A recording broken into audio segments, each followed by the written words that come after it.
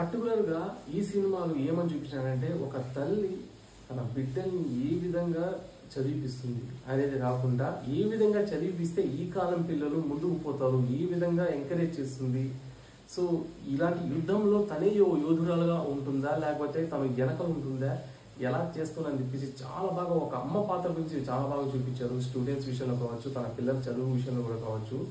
ఇది పర్టికులర్గా main point ఈ సినిమాకి. ప్రతి తల్లి చూడదగ్గ సినిమా ఇది.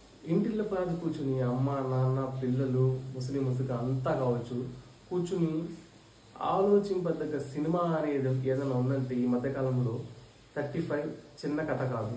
నివేదా థామస్ జీవించింది క్యారెక్టర్ అయితే సింపుల్గా చెప్తున్నాను, మీరు మంచి ఫీల్ ఉండే సినిమా పిల్లలతో చూడాలా, పిల్లలకి మంచి నాలెడ్జ్ రావాలనుకున్నట్టయితే, మంచి మోటివేషన్ రావాలనుకున్నట్టే ఈ సినిమా చూడండి. అమెజాన్ ప్రైమ్లో ఉంది, చాలా బాగుంది మూవీ.